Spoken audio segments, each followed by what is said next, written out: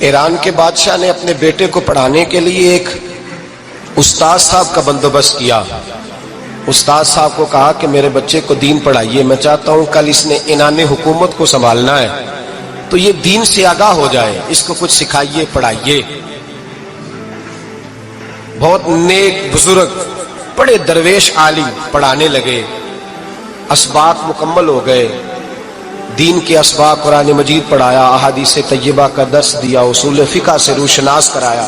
جب بچے نے مکمل تعلیم حاصل کر لی اور آمین ہو گئی، دستار ہو گئی، فارغ ہو گئے، تو پھر ایک دن استاد صاحب نے کہا بیٹے کل تم نے ضرور آنا ہے، کچھ بات کرنی ہے. شہزادہ گیا ملنے استاد صاحب سے. استاد صاحب نے کنڈی لگا لی، ہاتھ میں درہ پکڑ لیا، مار مار کے پورے وجود کو زخمی کر دیا. کوئی غلطی نہیں، کوئی بات نہیں، مارا.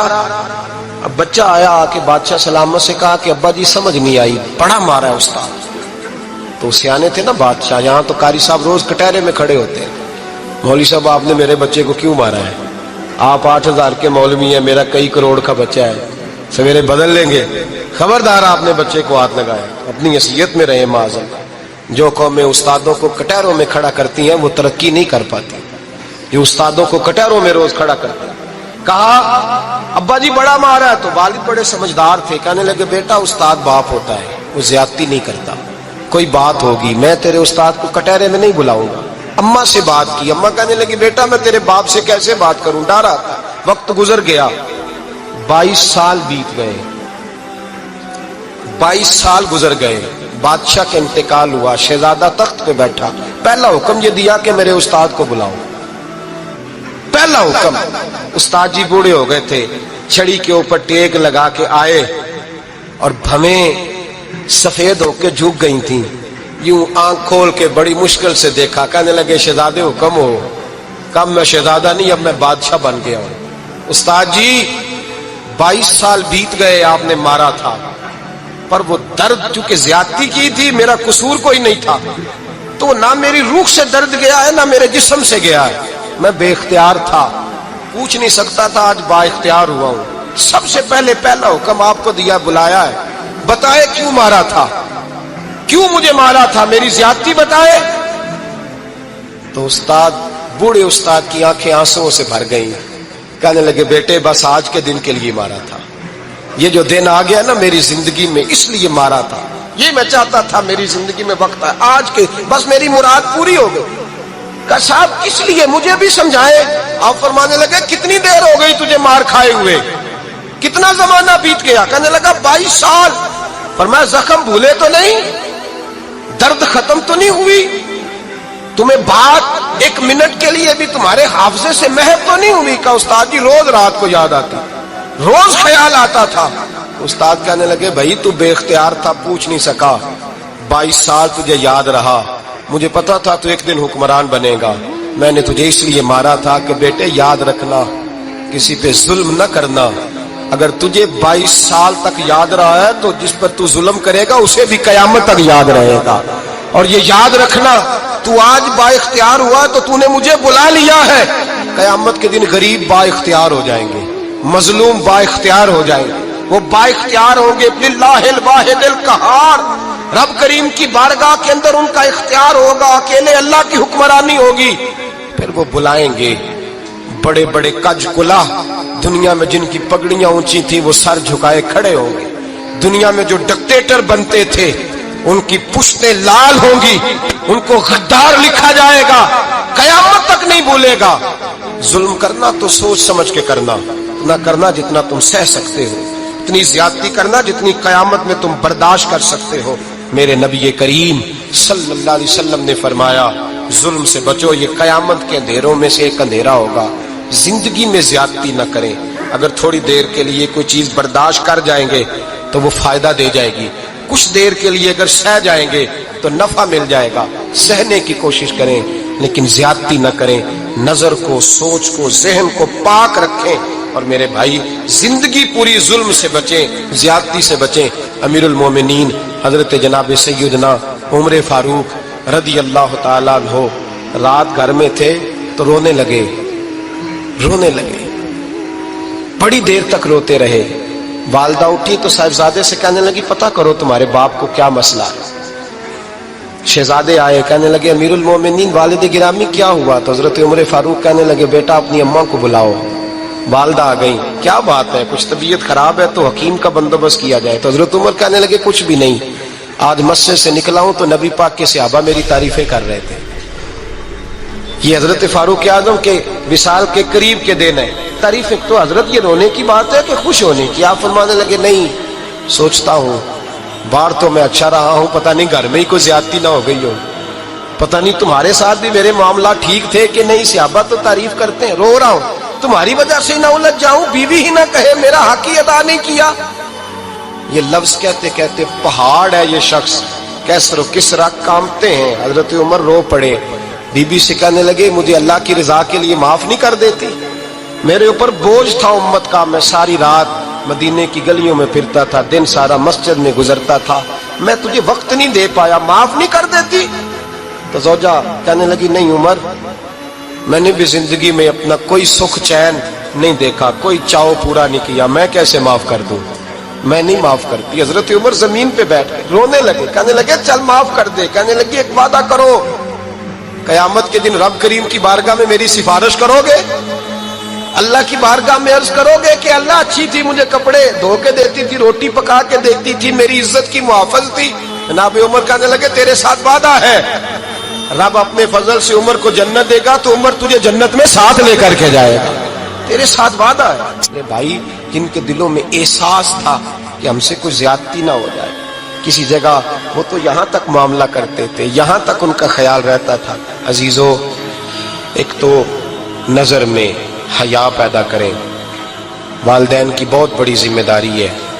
لاکھوں بچے مرضی کی شادیاں کر رہے ہیں، ہزاروں گھر اجڑ رہے ہیں، یہ وہ والا زہر ہے جو ہر گھر میں تیزی سے پھیلتا چلا جا رہا ہے۔ پہلے ہم کہتے تھے کہ بچہ باہر نہ نکلے، اب کہتے ہیں اللہ کہیں موبائل لے کے تنہا نہ بیٹھ جائے، کہیں تنہا نہ بیٹھ جائے، کیا بنے گا اس کا اگر یہ گندگی اور یہ ایسا نشہ ہے جو اجاڑ کے رکھ دیتا ہے انسان کی توانائیوں کو۔ ایک تو ذہن کو، طبیعت کو پاک رکھیں، دوسرا زیادتی کبھی نہ کریں۔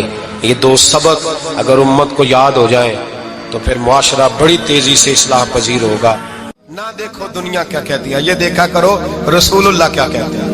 نبی پاک چھوڑ دو ساری دنیا کے دھوکے، سارے فیشن، ساری رسومات، ساری تہمات چھوڑ دو، چھوڑ دو۔ نبی پاک کی غلامی عزت ہے، حضور کی غلامی۔ یار بندہ بالکل بے عمل ہونا، بالکل تو میری طرح داڑھی رکھ کے پگڑی باندھ کے بس میں بھی چڑھ جائے تو کئی لوگ سیٹیں خالی کر دیتے ہیں، کہتے ہیں بزرگوں یہاں آ جائیں، حضرت جی یہاں آ جائیں، تو پھر عزت کس چیز کی ہوئی؟ سنت مصطفیٰ کی ہوئی نا، پھر عزت نبی پاک کی سنت کی ہوئی نا، وقار کی ہوئی نا۔ ایک صاحب، ایک بچے نے داڑھی رکھ لی تو مجھے آ کے کہنے لگے حضرت جی لوگ بڑے بڑے لقب دینے لگے ہیں۔ میں نے کہا کیا؟ کوئی کہتا ہے حضرت صاحب، کوئی کہتا ہے قاری صاحب، کوئی کہتا ہے حافظ صاحب، کوئی کہتا ہے علامہ صاحب۔ تو میں نے کہا تیری موج نہیں بن گئی؟ 4 سالوں میں حفظ ہوتا ہے، تجھے مفت کا لقب مل گیا ہے۔ درس نظامی 8 سال میں ہوتا ہے، مفت کا علامہ بن گیا ہے، تجھے وقار نہیں دے دیا اللہ تعالیٰ نے؟ عزت، میرے اعلیٰ حضرت فرماتے ہیں عزت صاحب طبقات کہتے ہیں۔ میرے مصطفیٰ کریم سید عالم صلی اللہ علیہ وسلم کے وصال ظاہری کے ایام قریب آئے تو حضور نے سرخ پٹی باندھی، تیز بخار ہے نبی کریم کو، 2 صحابہ سہارا دے کے مسجد میں لائے، نبی پاک علیہ السلام کو بظاہر سہارا دے کے لایا گیا۔ کریم رسول نے لوگوں کو جمع کیا، حضور آج کیا ہونے والا ہے، آج کیا کہا جائے گا، آج کس لیے میٹنگ بلائی ہے؟ نبی کریم کے کل صحابہ جب مسجد میں جمع ہوئے تو کھچا کھچ مسجد بھری ہے۔ وصال ظاہری سے چند یوم پہلے کی بات، نبی پاک نے فرمایا آج تمہیں کوئی جہاد کی ترغیب نہیں دینی، آج کوئی نیا پیغام نہیں دینا، آج تمہیں بتانا ہے کہ رب نے اپنے بندے کو اختیار دیا ہے، چاہے تو دنیا میں رہے، چاہے تو اس کی بارگاہ میں حاضر ہو جائے۔ اس عبد نے بارگاہ ربوبیت کی طرف لوٹنے کا ارادہ کر لیا ہے۔ حضرت صدیق اکبر رونے لگے تو صحابہ نے کہا تمہیں کیا ہوا؟ کہنے لگے سمجھ نہیں رہے، کسی کی بات نہیں کر رہے، نبی پاک تو اپنی بات فرما رہے ہیں، اس نے جانے کا ارادہ کر لیا۔ سنیے میرے بھائی، محبوب پاک نے فرمایا بھائی کسی شخص کو میری طرف سے کوئی تکلیف پہنچی ہو تو بدلہ لے سکتا ہے، بدلہ لے سکتا ہے، کسی کو تکلیف پہنچی ہو۔ صحابہ پھوٹ کے رونے لگے، محبوبہ کرم ہی کرم ہوا ہے، रहमत ही रहमत आई। आपके बारे में गुमान करने वाला भी दायरा ईमान से निकल जाएगा। हुजूर आप क्या फरमा रहे हैं? फरमाया नहीं भाई उठो। पीछे से जनाब अकाशा बिन मोहसन उठे, हाथ कांपते हैं, आगे बढ़े, कहने लगे या रसूल अल्लाह, एक जंग के मौके पर आपने दुर्रा मारा था, नंगी पीठ पर सफ़ें सीधी कराते, बात दिल में रह गई है, मैंने बदला लेना है। नबी करीम ने फरमाया बिलाल दौड़ के जाओ, फातिमा के घर दुर्रा पड़ा है, दुर्रा लाओ। सैयदना बिलाल हबशी कहते मैं गया, दस्तक दी, सैयदा तैयबा ताहिरा हजरत फातिमा फरमाने लगी बिलाल कैसे आए हो? अम्मा जी वो दुर्रा चाहिए था। सैयदा को तशवीश हुई, कहने लगे बिलाल ना तो जंग पे जाना है, ना जिहाद है, ना कोई ऐसा मौका है, हुजूर की तो तबीयत मुबारक बज़ाहिर बड़ी अलील है, दुर्रा क्या करेंगे? हजरत बिलाल अर्ज करने लगे अम्मा जी एक सहाबी बदला लेने लगे हैं, साहिब तबकात ने जुमले लिखे हैं, कहते हैं बीबी साहिबा ने दुर्रा भी दिया और इमाम हसन हुसैन को भी बाहर निकाला। फरमाने लगी अकाशा से कहना 100 दुर्रे मारे इन दो शहजादों के जिस्म पर, नबी पाक के करीब ना जाए, मैंने 2 बच्चे पैदा ही अपने महबूब पर कुर्बान करने के लिए किए, इनको ले जा। हजरत बिलाल कहते मैं 2 शहजादे लेके आया और जब दरवाजे में मैं लेके पहुंचा तो नबी पाक ने देखा तो आंखों में आंसू आ गए। फरमाया इनको बिठा दो, मुझे पता है फातिमा ने क्या कह के भेजा है। हजरत सैयदना बिलाल फरमाते हैं दुर्रा मैंने जनाब अकाशा को दिया। हजरत अकाशा दुर्रा लेके आगे जो बढ़े तो हजरत अबू बकर सिद्दीक ने उनके पैरों पे हाथ रखा, फरमाया अकाशा मेरी तरफ आ यार, मुझे मार दुर्रे, नबी पाक के करीब ना जा। मुस्तफा करीम ने फरमाया अबू बकर तू हट जा, इसे आने दे। फरमाते मैं चंद कदम आगे गया तो मौला अली शेर खुदा ने मेरे पैर पे हाथ रखा, कहने लगे अकाशा सोच तो सही तू क्या कर रहा है? हुजूर ने फरमाया अली हट जाओ, मेरा और उनका मामला है। जनाब अकाशा आगे बढ़ रहे, नबी करीम ने फरमाया मैं अपनी उम्मत को दर्श देना चाहता हूँ, खबरदार खबरदार जिंदगी में तुम्हारे हाथ से जुबान से किसी को तकलीफ ना पहुंचने पाए, खबरदार। याद रखना वो माशरे बिगड़ जाते हैं, वो माशरे तबाह कर दिए जाते हैं जहां जुल्म होता है, जहां ज्यादती होती है, जहां लोगों को सताया जाता है। महबूब करीम के करीब आए हजरत अकाशा का, हुजूर मेरी पीठ नंगी थी, आप भी जरा कपड़ा हटाइए। नबी करीम ने पीठ से कपड़ा हटाया, जनाब अकाशा ने दुर्रा जो उठाया तो सहाबा की चीखें निकली। हजरत अकाशा ने दुर्रा दूर फेंका, हुजूर के बतने अतहर से लिपट गए, चूमने लगे, कहने लगे हुजूर वो तो सफ़े सीधी कराते लग गया था, आपने कहा मारा था? या रसूल अल्लाह मैं तो बहाना बना रहा था कि जाती दफा मुझे वजूद चूमने का मौका नसीब हो जाए, मुझे ये मौका नसीब हो जाए। मेरे हबीब ने फरमाया जिसने जन्नती देखना हो मेरे अकाशा की जियारत कर ले। हजरत सलमान फारसी गवर्नर थे, खाना खा रहे थे, दस्तरखान बिछा था, रसूल पाक सल्लल्लाहु अलैहि वसल्लम का फरमान है रोटी का लुकमा दस्तरखान पे गिरे उठा के खा लो, अल्लाह तुम्हारी बख्शिश फरमा देगा। दस्तरखान साफ होता है, रोटी, बड़े गवर्नर थे आप, बड़े बड़े सफीर बैठे थे, वजीर बैठे थे, रोटी का लुकमा गिर गया। आज तो लोग फैशन में इज्जत ढूंढते हैं ना, वकार ढूंढते हैं कि मैं जदीद दुनिया के साथ मिल जाऊं, मैं माज अल्लाह लड़की लड़के इकट्ठे बिठा के मंगनी करूं तो मैं मॉडर्न शुमार हो जाऊंगा, मैं बड़े बड़े ढोल बजाऊं तो मॉडर्न बनूंगा, मैं अगर मेहंदी पे सारे तमाशे कर डालूं तो मैं मॉडर्न हूं। देखो इज्जत किस बात में। हजरत सलमान फारसी रोटी खा रहे थे, सफीर वजीर न जाने बड़े बड़े लोग बैठे थे, खाना खाते खाते लुकमा गिरा दस्तरखान पे। हजरत सलमान फारसी ने समेटा, मुंह में रखा, फिर उंगली मार के दस्तरखान साफ किया। एक सहाबी कान में कहने लगे सलमान क्या कर रहे हो? क्या कर, आप गवर्नर है, सोचिए तो सही, ये लोग क्या कहेंगे दुनियादार के मुसलमानों को रोटी नहीं मिलती, उठा उठा के खा रहे। कान में बात की, कान में। हजरत सलमान फारसी कान में जवाब दे सकते थे, कह सकते थे नहीं ऐसे ही करना है, उन्होंने कान में बात की। लेकिन जनाब सलमान फारसी आला ऐलान बोले, कहने लगे इन 4, 5, 6 दुनियादारों के लिए मैं अपने नबी का तरीका छोड़ दूं, अपने रसूल की सुन्नत छोड़ दूं? ये 4, 5 दुनियादार दुनिया की तरफ देख के मैं मुस्तफा से मुंह मोड़ लूं? फिर जोशे जज्बात में सर से पगड़ी उतार दी, रोने लगे। आप फरमाने लगे मैं मदीने के बाजारों में खजूरें उतारता था, नौकरियां करता था, ये जो मेरे सर पर इज्जत के बाल है ये मोहम्मद अरबी के उगाए हुए हैं, रसूलुल्लाह के उगाए हुए हैं। और भाइयों हद हो गई। हजरत बिलाल रदी अल्लाह ताला, हजरत बिलाल आए जनाब उमर से मिलने, कैसर और किसरा भी आए तो उमर खातर में न लाए, पर बिलाल हबशी दरवाजे पे दाखिल हुए तो फारूक आजम ने कुर्सी छोड़ दी, हाथ बांध के कोने में खड़े हो गए। काला रंग है, नाम भी लिखना नहीं जानते, जमाने में तारुफ कोई नहीं। हजरत उमर ने हाथ बांधा है। लोग कहने लगे उमर तू कैसे हो, किसरा से नहीं डरता, ये कौन आ रहा है जिसके लिए तेरा इतना इस्तकबाल है। हजरत उमर कहने लगे चुप कर जाओ, इसकी बात न करना, इसे आने दो, इसे आने दो, इसकी बात न छेड़ना। हजरत सैयदना बिलाल आए, कहने लगे अमीरुल मोमिनीन क्या कर रहे हो। फरमाया नहीं चुप कर यार, बाजू पकड़ा, अपनी कुर्सी पे बिठाया। हजरत बिलाल कहने लगे हुजूर मैं गुलाम हूँ, मुझे तो तरीके भी नहीं आते इन कुर्सियों पर बैठने के, मैं तो गरीब माँ का बेटा, गुलाम बाप की औलाद, सलीकन, ये आप क्या कर रहे हैं। तो हजरत उमर कहने लगे बिलाल था तो तू गुलाम ही, पर जब से मुस्तफा का गुलाम बना है तू हमारा इमाम बन गया है, अब तू इमाम है रसूलुल्लाह की उम्मत का। फरमाया वो मुझे दिन याद है जब मक्का फतह हुआ था, बुत टूट गए थे, बड़े बड़े सरदार थे, और मेरे नबी ने फरमाया बिलाल से कहो काबे की छत पे चढ़ के अजान दे। तो लोगों ने कहा हुजूर ये सारे जल गए हैं, किसी और की ड्यूटी लगा दे। हुजूर ने फरमाया चुप करो, बदर में मार खा के अजान पड़े तो बिलाल, ओहद में पत्थर बरसे अजान पड़े तो बिलाल, तपते सहराओं में पड़े तो बिलाल, हर जगह मार खाए तो बिलाल। और आज अगर अल्लाह ने इज्जत दी है तो मैं लोगों को देख के बिलाल को इज्जत ना दूं। मैं बताना चाहता हूं कि रसूलुल्लाह की गुलामी में इज्जत है। फरमाया कोई ऊपर नहीं चढ़ेगा, अबू बकर भी नीचे, उमर भी नीचे, उस्मान और अली, तलहा और जुबैर भी नीचे। आज ये हबशी गुलाम काबे की छत पे चढ़ेगा और मैं दुनिया को बताऊंगा कि असल इज्जत उसी के पास होती है जो रसूलुल्लाह का गुलाम हुआ करता है। हजरत बिशर आफी रहमतुल्लाह अलैह से सारा जमाना प्यार करता था। बगदाद का एक ताजर कहता है मुझे नहीं बाबा अच्छा लगता था। हमारा अपना अपना ज़हन है ना, हम कहते हैं मैंने जिधर सारी दुनिया जा रही है वहां नहीं जाना। कहते हैं कि वो बाबा मुझे नहीं अच्छा लगता था, हालांकि सारा बगदाद इज्जत करता। क्यों नहीं अच्छा लगता था? कहते हैं इसलिए कि बाबा ना सिर्फ फर्ज मस्जिद में पढ़ता था, बाकी नमाज घर जाके। तो मैं कहता था इतना वली है तो बाकी भी मस्जिद में पढ़े।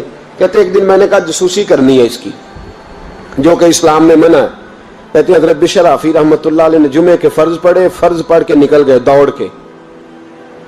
फरमाते मैं पीछे हो गया, मैंने कहा आज मैंने सुन्नतें छोड़ दी हैं पर इसका पता करना है, सुन्नत नफल बाद में पढ़ूंगा। कहते हैं हजरत बिशर आफी जल्दी से ना एक कबाब वाली दुकान पे गए, वहां से कबाब खरीदे।